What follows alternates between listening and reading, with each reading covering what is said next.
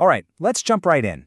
Today, we're talking about something called a sanguine spirit. Sounds a bit fancy, right? But it's really just a powerful way to think about how we can hold on to hope by balancing life's baskets. So let me ask you something right off the bat. You know those days when everything just feels heavy? When it's a real struggle? What is it that helps you keep moving forward? Well, your answer, whatever it is, probably ties directly into this one fantastic word: sanguine. I know, it's not a word you hear all the time, but it nails a feeling we're all kind of chasing. To be sanguine just means being confident and hopeful, especially when things are tough. It's a really powerful mindset to have. Okay, so how do we actually get there? How do we build up that sanguine spirit? The answer, and I love this, is actually found in a super simple, really practical metaphor. We're going to call it life's baskets. Yep, that's it. It's all about the baskets. I know, it sounds almost too simple, right? But trust me, this little idea is the foundation for everything.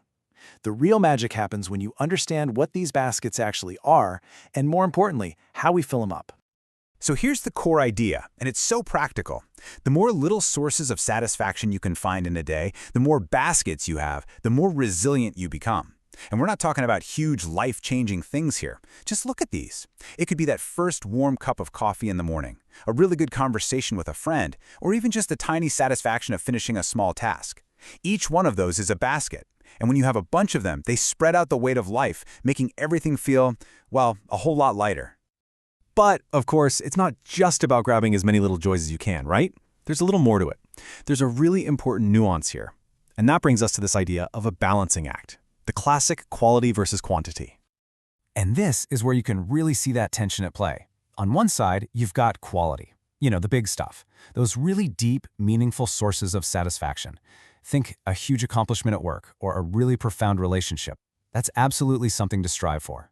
But then, on the other side, you've got quantity. Those smaller, everyday baskets are what get you through the day-to-day grind. They are so important for resilience. The only catch, if you spread yourself too thin chasing a million tiny things, you can get worn out. So the real trick is finding your personal balance between them, because that sweet spot is going to be different for every single one of us. Now, this whole baskets idea, it's more than just a daily trick. It actually helps create a much bigger, more fundamental shift in how we look at success and failure. Which leads us to this next idea, thinking about goals instead of cliffs. Man, this is such a powerful way to reframe things.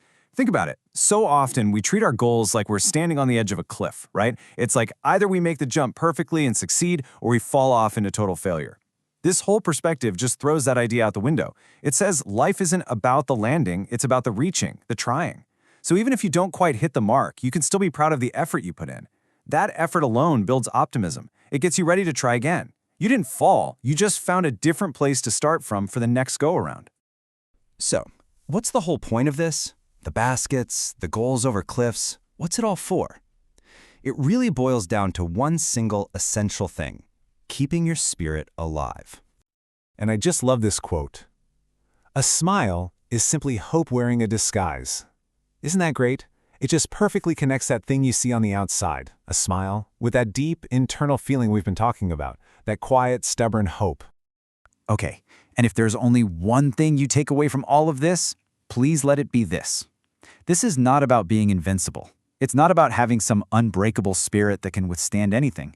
I mean, who can live up to that? That's an impossible standard. The real goal is so much kinder and honestly so much more doable. Your spirit doesn't have to be strong. It just has to be alive. It just has to be in the game, engaged, trying, and open to finding a little bit of joy in the big things and in the small things too. So let's bring this all home, right back to you. I want you to take just a second right now. What's in your baskets today? Seriously, think about it.